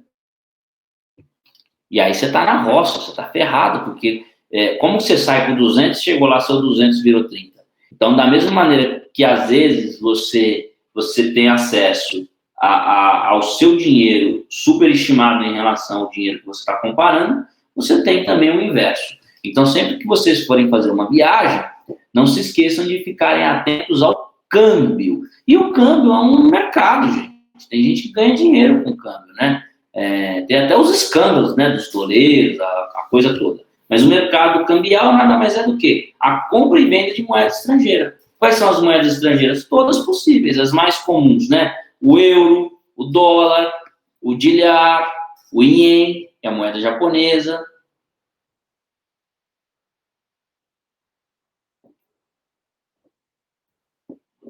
Qual que é a moeda chinesa? Como chama a moeda chinesa? A moeda chinesa eu esqueci agora. Sai de São Paulo com a Coca lá, tá? R$6,50. Aí, ó. Em Monte Verde. Como? Ming, a moeda chinesa.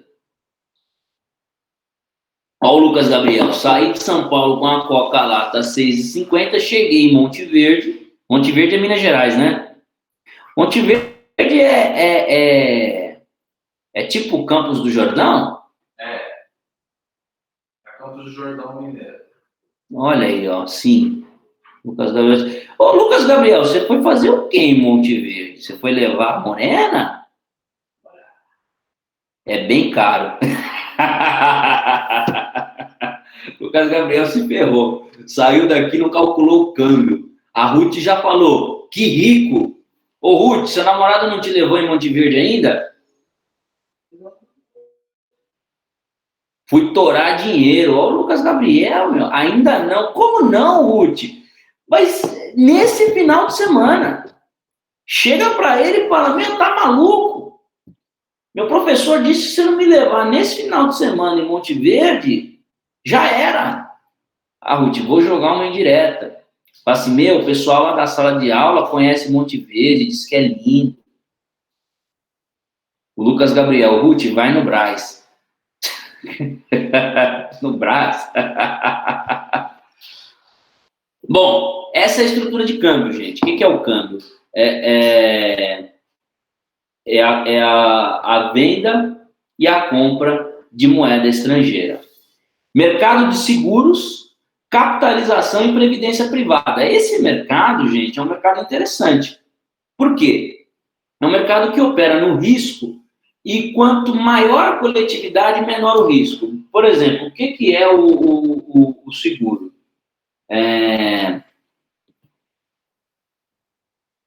O que é o seguro, por exemplo? Você vai lá, paga um valor, e se aquele bem for subtraído, se aquele bem ali sair do contexto do seu patrimônio, a seguradora vai te garantir um novo bem. Aí você fala, não faz sentido. Por exemplo, o meu telefone vale R$4.000, no exemplo.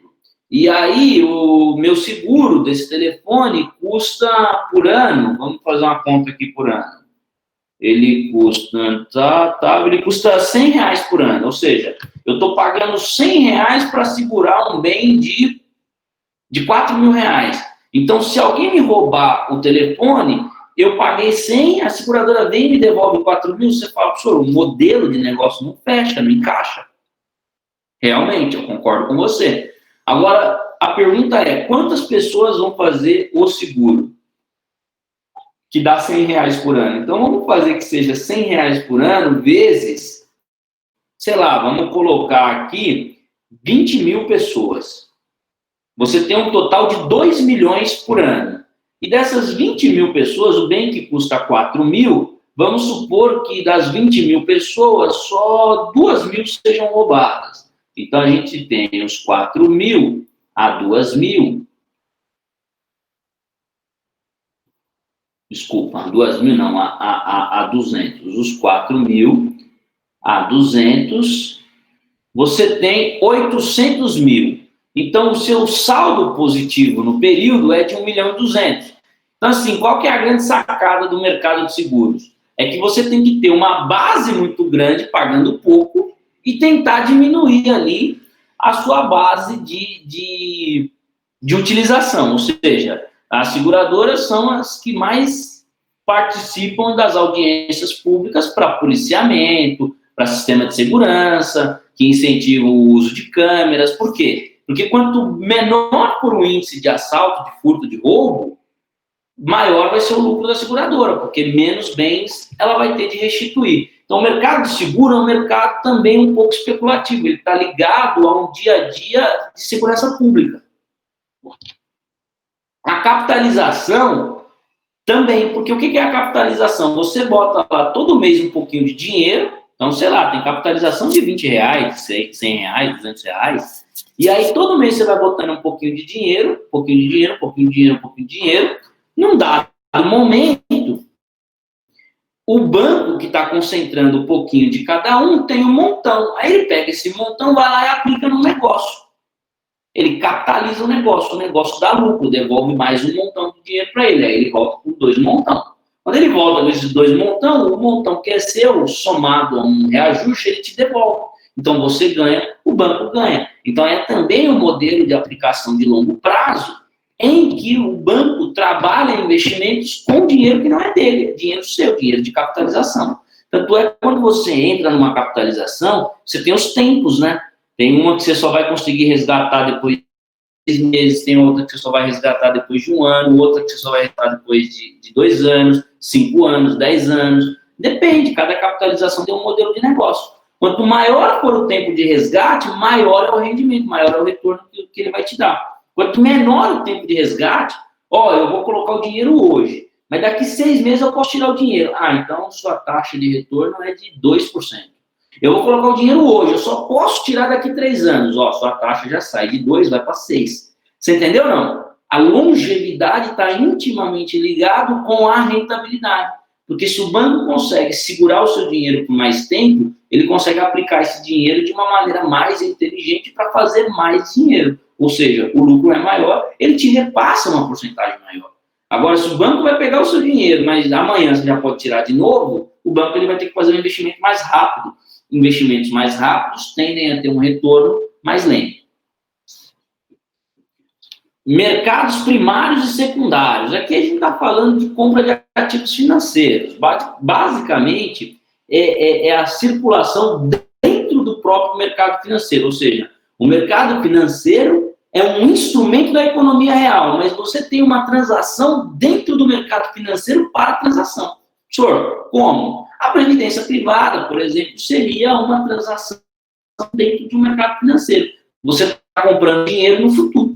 Como assim estou comprando dinheiro no futuro? Eu deposito um dinheiro todo mês hoje para receber um dinheiro lá na frente. Ou seja, eu estou aqui aplicando no meu dinheiro do amanhã. Qual é a economia real que eu tenho aqui? Nenhuma. Eu estou pondo dinheiro para tirar dinheiro. Só que esse dinheiro lá na frente me dará acesso à economia real. Aí a gente está falando do quê? Da compra de um ativo financeiro. E aí você tem mercados à vista, futuro e opções. Mercado à vista, de novo, aquelas operações que você faz em cash no momento, né? One shot, que a gente vai chamar. Você vai lá e paga. Os mercados futuros são aqueles investimentos. Por exemplo, vou dar um exemplo para vocês de uma empresa que tem uma porrada de capital estrangeiro, movimenta uma economia do caramba e não deu lucro ainda. É um mercado futuro. Quem saberia me dar um exemplo de uma empresa assim? Uma empresa que, quando você olha, você fala, gigantesca, mas ela só recebeu investimento, ela ainda não deu retorno. E eu estou falando de aportes milionários, para não dizer bilionários. Que empresa seria essa? Alguém saberia dar um exemplo de uma empresa que por enquanto ainda está na fase de aporte, ou seja, ela ainda não deu lucro, embora o resultado seja positivo? E aí?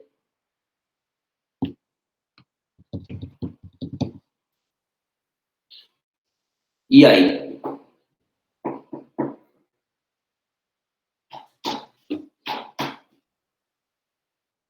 Nada?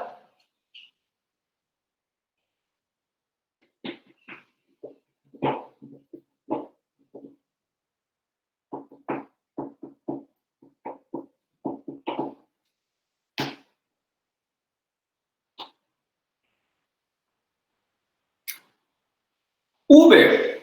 Uber é uma empresa que ainda não deu resultado. Por exemplo, quem aqui já andou de Uber?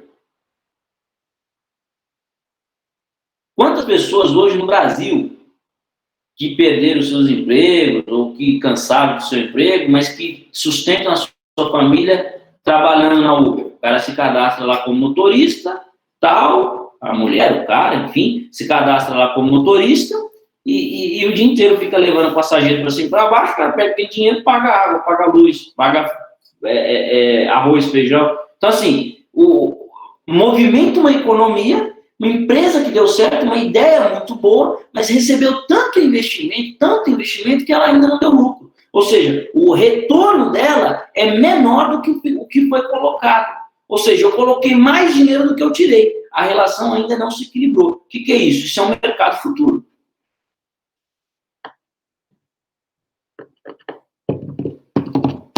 Certo? Vamos avançar? Olha aí. Fatores que modificam o valor do dinheiro.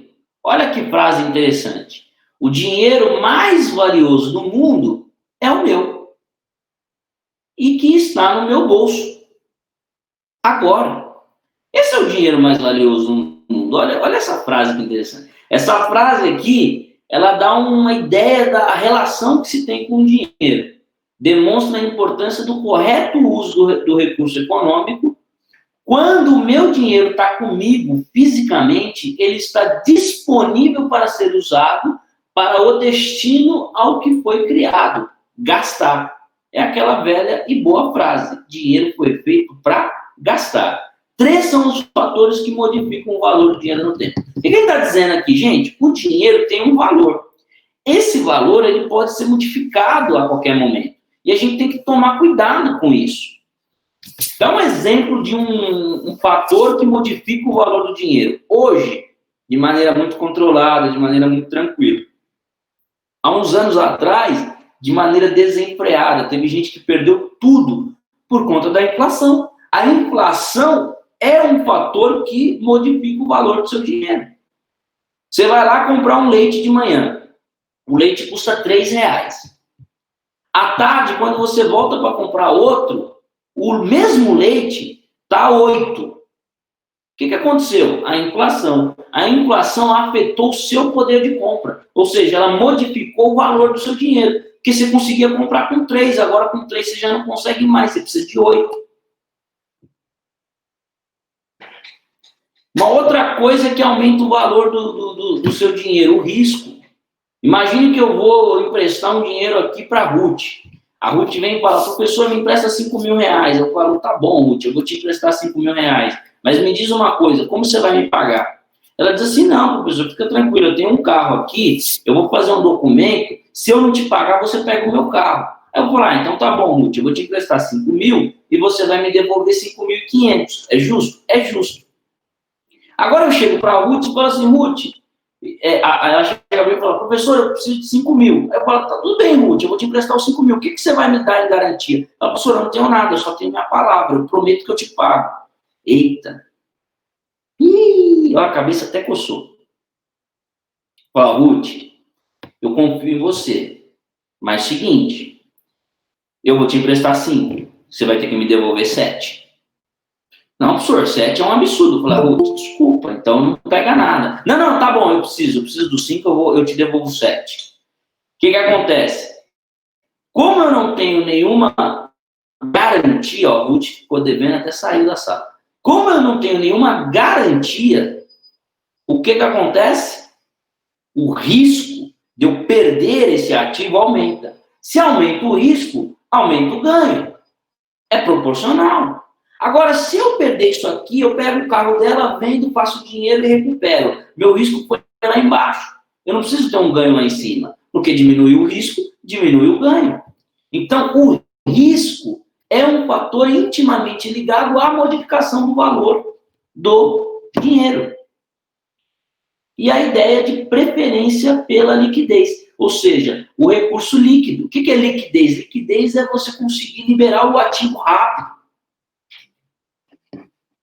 Vou fazer uma pergunta para o Lucas. O Lucas não, vou fazer uma pergunta para o Gabriel. Gabriel, o que tem mais liquidez? Um gol ou uma maré?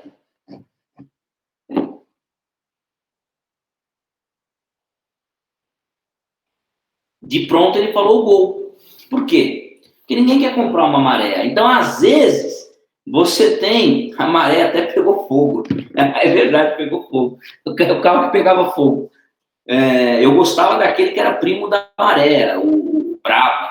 Quando eu era moleque, eu era criança, nossa, eu adorava aquele cara. Era meu sonho de consumo ter um Brava. Hoje, se você me der um de graça, eu não quero. Olha, o Lucas falou credo. Eu achava bonito, o vermelhão. Pô, achava legal pra caramba. Gente, o que é a liquidez? A liquidez, não adianta você ter um ativo se você não consegue se desfazer dele. Ah, eu tenho, mas ninguém quer. Igual propriedade. Eu falo assim, nossa, tem lugar que você vai comprar um imóvel de 30 metros quadrados, custa R$1 milhão. Tem lugar que um imóvel de 5 alqueires, você compra lá por 10 mil reais. Por quê? Que adianta você ter aquele monte de terra? Ninguém quer, não dá para fazer nada na terra, o lugar é seco, não tem acesso, não tem estrada, não dá, não tem valor. Então, a liquidez é a facilidade de transacionar os recursos. Se eu tenho uma coisa que todo mundo quer, é mais fácil de eu transacionar. Se eu tenho uma coisa que ninguém quer, é mais difícil de eu transacionar. Então, isso é um fator que aumenta o valor do meu dinheiro ou diminui. Modifica o valor do meu dinheiro. A liquidez. Um imóvel em São Paulo. Poxa, liquidez lá em cima. Um imóvel no interior do Acre. Nem tem, né? Não existe. O Acre não existe.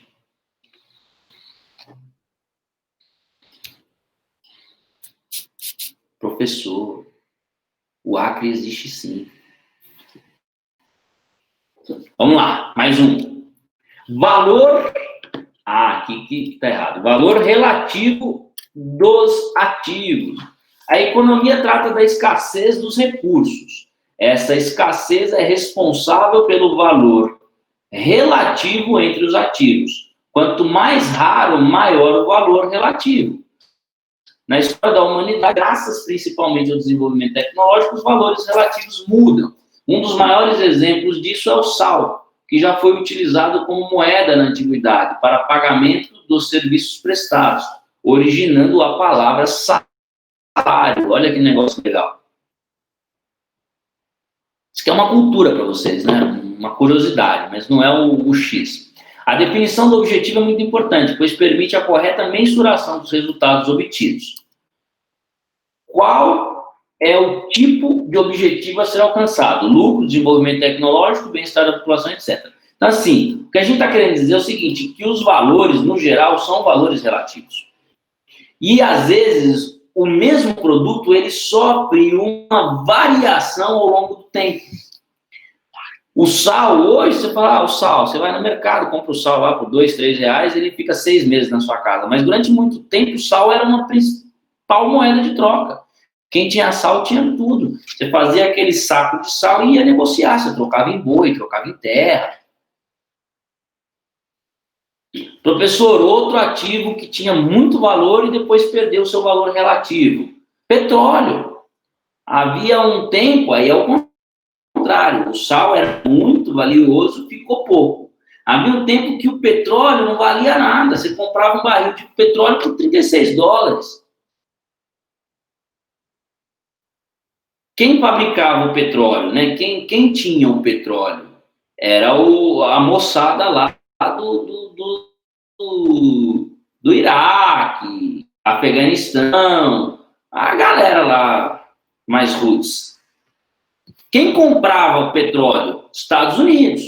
Então vinha aqui, vendia esse comprava, vendia esse comprava, vendia esse comprava, vendia esse comprava. Era uma brincadeira de roda. Num dado momento, o iraquiano falou, não vou vender mais, parou de vender. E o barril de petróleo, que era 36, ele falou, se quiser comprar agora não é mais 36, agora é 1 milhão. 1 milhão não, mentira, é R$1.000. Por quê? Porque ele descobriu que o petróleo é um recurso escasso. Ele falou, o petróleo uma hora vai acabar, uma hora a gente vai se ligar. Não é para sempre que dura. Você fura, vai chegar uma hora que não vai ter mais. Então, peraí, aumenta o preço. No momento em que aumentou o preço, você teve uma crise. Porque você não conseguia mais comprar o petróleo era quem movimentava a economia por conta da indústria, você precisou ter uma revolução. A maior crise que teve é a crise do petróleo, a maior que a gente teve nos últimos tempos. Porque alguém resolveu olhar que o recurso era escasso. O que é um recurso escasso? É um recurso que acaba. Hoje é um conceito de que todos os recursos são escassos. Por exemplo, o ar. O ar é um recurso que nunca foi tido como escasso. Aí o que as empresas começam a fazer? Poluir. Daqui a pouco você fala, você está estragando o ar. Daqui a pouco você faz assim, você não consegue mais respirar. Então, peraí, o ar não é um recurso infinito, ele é um recurso escasso, porque se você poluir o ar, você não consegue respirar. Se você não consegue respirar, não sei se eu contei para vocês, as pessoas falecem. Então, se na economia nós lidamos com recursos que são escassos, o valor é relativo a essa escassez. Senhor, dá um exemplo. Dou um exemplo para você, um exemplo real. Lá na China, os porquinhos ficaram dodói. E todos os porquinhos morreram. Tinha um campo de futebol cheio de porco morto. Um porco em cima do outro, tudo morto. E você não conseguia comer porco na China, porque estava tudo morto, com a carne estragada. Só que a China falou, eu quero comer porco. Aí ligou pro Brasil. Alô, é do Brasil? Ah, é do Brasil, nós estamos falando aqui. Então, Brasil, sabe o que eu quero? Eu quero comer porco. Mas o meu porco aqui morreu, tá tudo morto. Manda o porco pra cá. Ah, o Brasil, não, é pra já, peraí.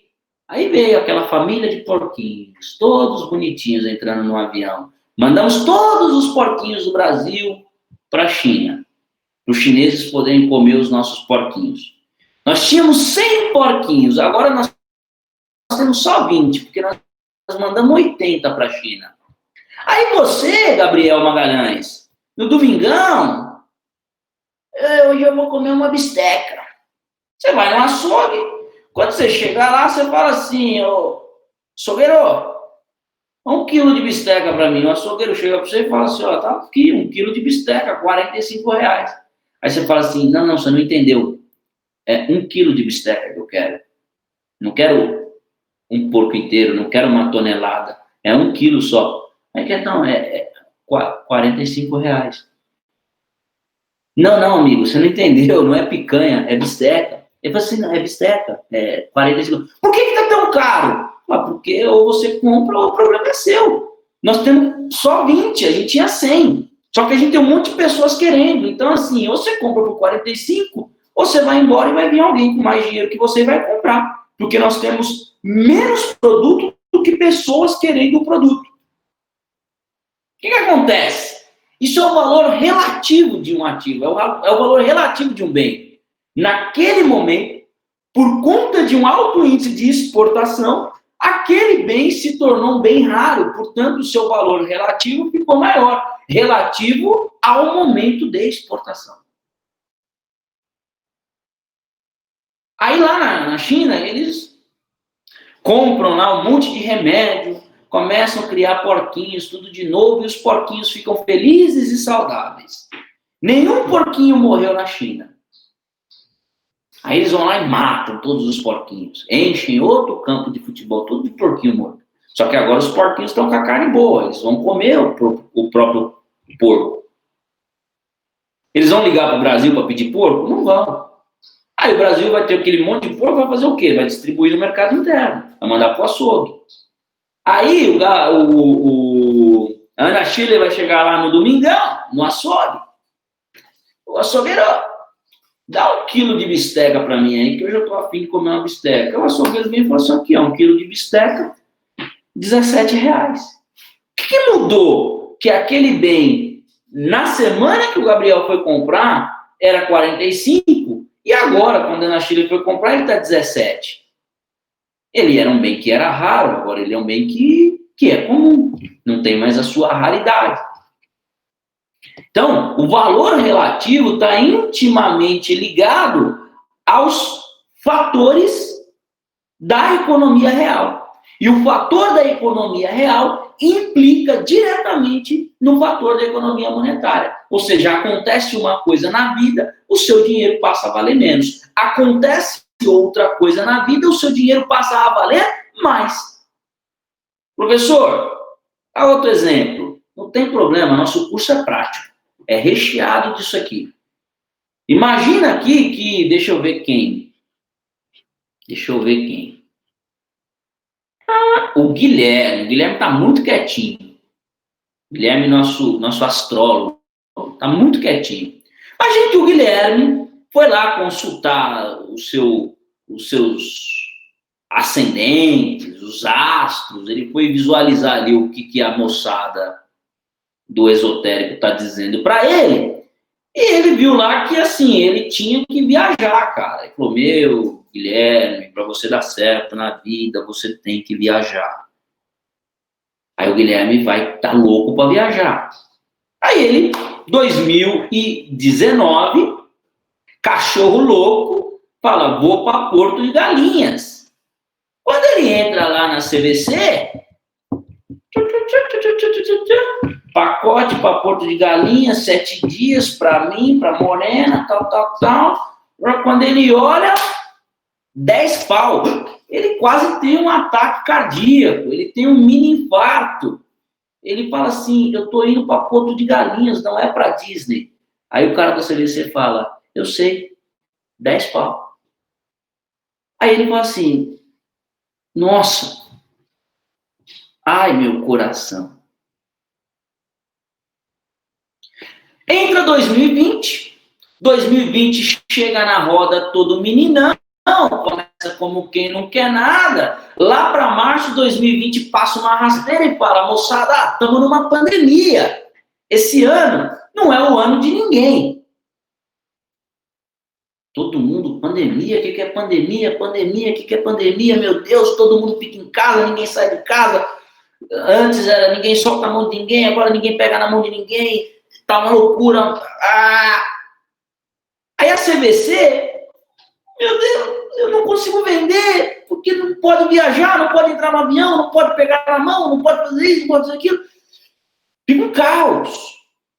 Aí ela manda um pacote pro Guilherme e fala assim, ô Gui, faz o seguinte, lembra que você queria ir para Porto de Galinhas? Lembra que eu ia te cobrar 10 pau? Me ajuda, por favor. Vai para Porto de Galinhas, eu não vou te cobrar 10, eu vou te cobrar 3. Só que eu não vou te levar agora, eu vou te levar no ano que vem. Se você comprar agora, eu te vendo por 3. Por quê? Porque eu preciso de dinheiro em caixa. Para pagar imposto, para pagar funcionário, para pagar aluguel, para pagar estrutura. Então não tem problema, depois eu me viro. Paga 3 aqui, eu te garanto a viagem lá na frente. Aí o Guilherme, que ia gastar 10, economiza 7. E vai fazer a viagem dele o ano que vem para Porto de Galinhas. O que aconteceu? Por que a viagem ficou tão mais barata? Porque aconteceu um fenômeno na economia real que impactou a sua economia monetária. Portanto, queridos alunos, em cenários macroeconômicos, nós temos que ter a ideia dessas duas estruturas. A estrutura da economia real, a estrutura da economia monetária. A economia monetária é o reflexo da economia real. E muitas vezes, fatores que acontecem na economia real, as coisas que acontecem na vida, refletirão a economia monetária. Coisas que podem refletir de maneira muito boa ou de maneira muito ruim. Como, por exemplo, na mudança do Plano Real, as pessoas que tiveram lá, na década de 90, pelo Plano Collor, os seus ativos sequestrados. Tem gente que até hoje não viu esse dinheiro. Economia real. Afetou a economia monetária. Aquela bolsa de dinheiro que nós achamos na minha família, de um dinheiro que já não valia mais. Economia real. Economia monetária. A exportação de um determinado produto de alimentação em função da pecuária de um determinado país, fazendo com que a nossa carne fique aqui mais cara no açougue. Economia real. Economia monetária. A viagem dos sonhos, que de repente se torna acessível, mas com o risco da empresa quebrar e você não ter passagem, não ter hotel, não ter reembolso, não ter nada. Economia real, economia monetária. Tantos e tantos são os exemplos, tantos e tantos são as possibilidades de acontecimentos dentro desse ecossistema dividido em aquilo que de fato acontece no mundo e aquilo que é um instrumento para ter acesso àquilo que acontece no mundo. Ficou claro para vocês, gente? Fez sentido? Faz sentido? Lucas Gabriel. Professor, aconteceu comigo. Tinha programado um cruzeiro esse fim do ano. Ficou só no programa. Olha aí, Lucas Gabriel. Agora você pode curtir o cruzeiro da sua TV. O cruzeiro com o Roberto Carlos, no especial de Natal da Globo. É o que tem para hoje. Sibeli, essa história aconteceu com minha mãe, do jeito que você falou. Olha aí, Sibeli, parece até que eu estava prevendo o que aconteceu. Ou, de repente, a sua mãe me contou, você não sabe, não saberá. E aí, moçada? Eduzinho, para a gravação lá da aula de RH, fazendo um favor. Que o professor Eduardo Porto já acabou a aula dele. Se o professor Eduardo Porto acabou a aula dele, nós estamos quase na hora de acabar a nossa também, né? Afinal, ninguém é de ferro. Vamos fazer uma lição para a gente ir embora?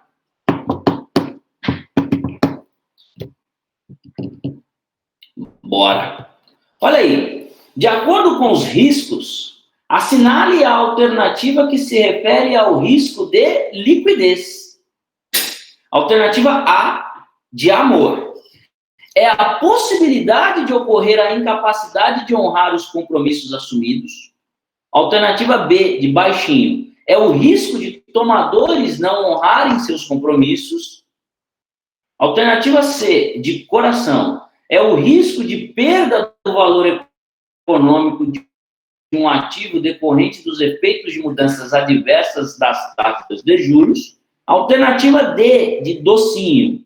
Consiste no grau de confiança que o mercado mundial deposita em um determinado país em relação à sua capacidade de honrar seus compromissos externos.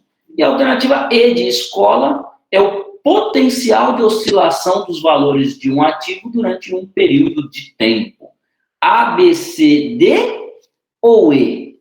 E aí? O que vocês me dizem?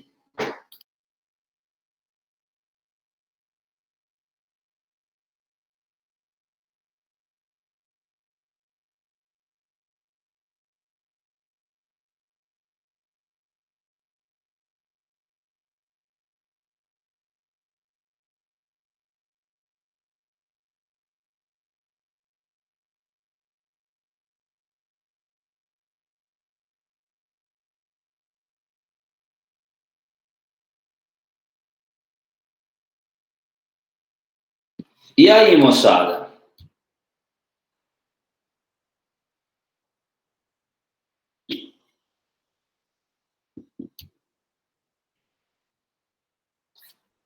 A, B, C, D ou E? Já temos um E de escola.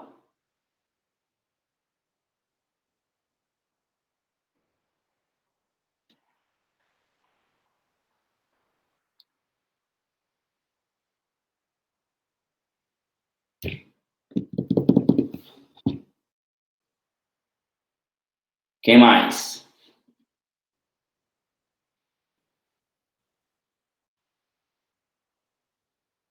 A de amor.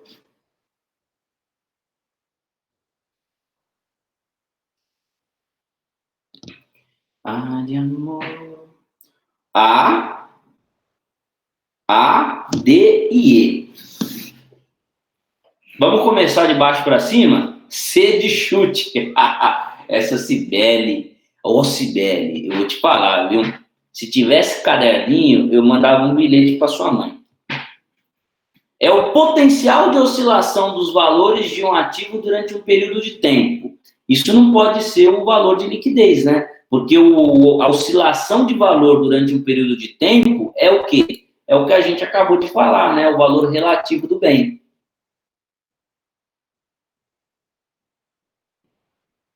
Consiste no grau de confiança que o mercado mundial deposita em um determinado país em relação à sua capacidade de honrar seus compromissos externos. Também não, porque isso daí é uma relação entre o Banco Central com os outros agentes econômicos globais. Isso não está ligado a risco de liquidez. Tem até uma associação de liquidez de empréstimo global, mas não é disso que nós estamos falando. C de coração, é o risco de perda de valor econômico de um ativo decorrente de efeitos de mudanças adversas de taxa de juros. Não, isso é inflação, né? Isso é mercado interno. Quando o Banco Central começa a emitir nota, começa a emitir papel, começa a mudar a lei de diretrizes orçamentárias. Então, quando você tem esse tipo de aplicação, é que você corre esse tipo de risco. Então, não poderia ser a C também. B, é o risco de tomadores não honrarem seus compromissos. O tomador é quem empresta, então o compromisso dele é receber. Como que ele não vai honrar o compromisso? É a mesma coisa que eu emprestar um dinheiro para a Cibele e depois a Cibele querer me pagar e eu falo, não paga não, não faz sentido. Então, o tomador aqui não é a pessoa da relação, não poderia ser ele, é o sujeito que empresta o dinheiro. Aliás, desculpa, é o sujeito que pega o dinheiro emprestado. O tomador é quem empresta. Aí sobra para a gente a alternativa A de amor, né? É a possibilidade de ocorrer a incapacidade de honrar os compromissos assumidos. Isso é liquidez. Eu tenho lá um compromisso, não assumo eu não honro com o cumprimento desse compromisso. Então, aquela relação não tem liquidez. Por isso que se pedem as garantias, por isso que se pedem os fiadores, os avalistas, porque é o medo de não honrar determinado compromisso. Portanto, a alternativa correta, a alternativa A de amor. Certo? Pergunta, praxe, né? Quem acertou, entendeu porque acertou? Quem errou, entendeu porque errou? Porque mais importante do que acertar é entender por que acertou. E mais importante do que errar é entender onde e por que errou.